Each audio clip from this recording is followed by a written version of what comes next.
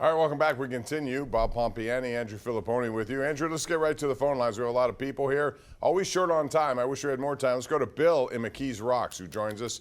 He's our number one Cochrane Go One Better call of the night. Bill, how are you? Hi, Bill. Hello, Bill. For the Steelers to get started with the mini camp and all, because this stuff that's going on with like even the NHL and the NBA playoffs, this ain't cutting it. You know, I just can't wait for the NFL to start already. This is like kind of mediocre sports going on. Well, wait a minute. We're talking about finals. If you're into that kind of thing, I always look forward to playoffs in both hockey and basketball and baseball. Again, the Pirates would be disappointing if they fall out of it earlier than you would have hoped after 20-8 start, Andrew. But, what are you going to do? Football does rule. It's no question about it. And people are counting the days. I think it's 100 days, I thought Schefter put out, until the first regular season game. So they're excited about it. I don't know about you. OTAs are okay, but they do nothing for me. Only because they're good for those players, just like spring football is good for college coaches to evaluate. But as far as what you learn, not much from I think a media point of view.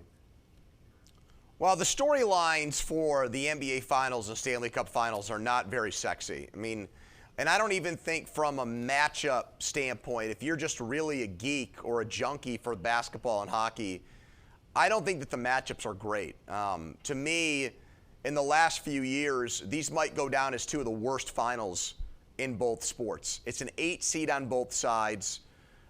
Miami is not truly that bad where they're a total underdog. They were the 1 seed a year ago. But to me, it's just not the kind of star power and great even stylistic matchup that you would want for the last matchup in a sports championship round. So I'll watch. Of course I will, because I love it. But, if I'm going to compare these to past finals the last few years, I think both are below average, Bob. Well, that may be true, but until we see it, there could be some really good games. Like the NHL, some of their marquee Game 7s or significant games have turned out to be blowouts. Even yesterday with, the Magic taking care of Boston, blowout. I'd rather see 7 really tough games, lots of overtime, ebb and flow, controversies, and if that is what we see in these series, then I'll be satisfied with it. I sometimes even the best of the best. If you get some of the big star recognition in their blowout games, what's the point? But I happen to think that I'm more interested actually in the NBA than the NHL final. I don't know why, but I am. So. Well, because you've got a transcendent player who's won 2 MVP awards, who's a unique player trying to win his first championship. That's not bad. I mean, Jokic doesn't move the needle like a LeBron or a Kevin Durant or somebody like that, but he's a really special player who doesn't look and play like anybody else in the league. And when I say that, I mean he's not the fastest, he's not the strongest, he's not the most athletic. He just sees the game. He's like Mario. He sees the game and processes it faster than anybody else on the court.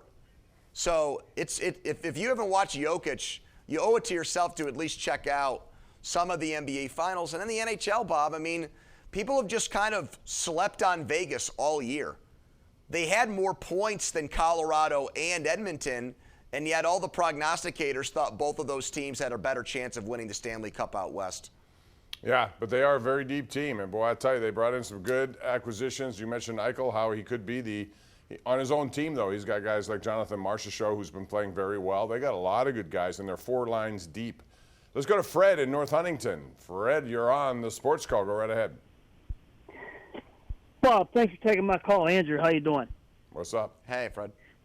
Hey, you know what I wanted to talk about a little bit tonight, Bob? I'm not a season ticket holder for the Steelers, but, I try to get down to, one game a year. And with this flex scheduling anymore, Bob, it's getting really frustrating to try to actually plan something to get down to a game to enjoy yourself. I mean, Thursday night games are now being flexed. I really believe the NFL, what they want to do is after week 1, going into week 2, they're just going to eventually start flexing all these games, and it's getting very frustrating.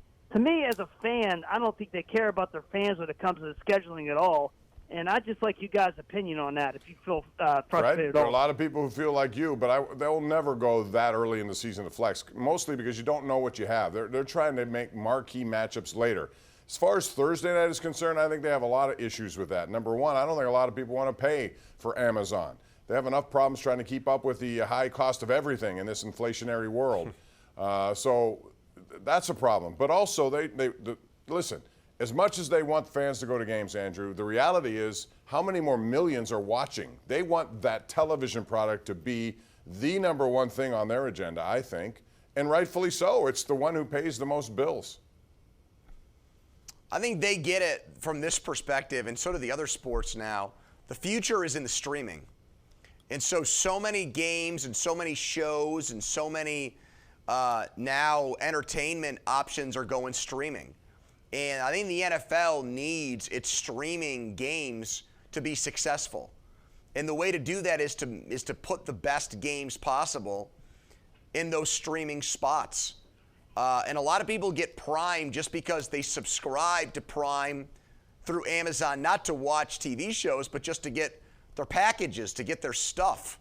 And that comes free with the Prime. So a lot of people have Prime. They're just not used to using it to watch sporting events. And this can be, last year I think was a failure because the games were so bad and people almost forgot about them. This will be a big test. These games, they've not only with the flex games, Bob's the option, but they've tried to put better games and better, more interesting teams in those games this year. Let's go to Doug in Crafton. Doug, welcome to the Bordas and Bordas hotline of the Nightly Sports Call. What's up? Packages to get their stuff. Hello? Hey, go ahead, Doug. I can't hear. Is that the TV I hear, Bob? A lot of people have Yeah, hey, Bob, hey, Pony. to watch sporting events, and this can be.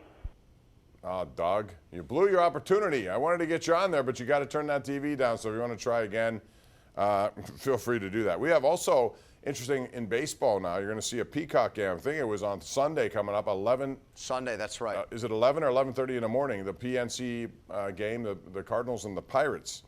A lot of people like that early start. I'm not particularly fond of it because I'm not a morning person. But they're experimenting with different things to see what works, and I guess that's the way it has to be.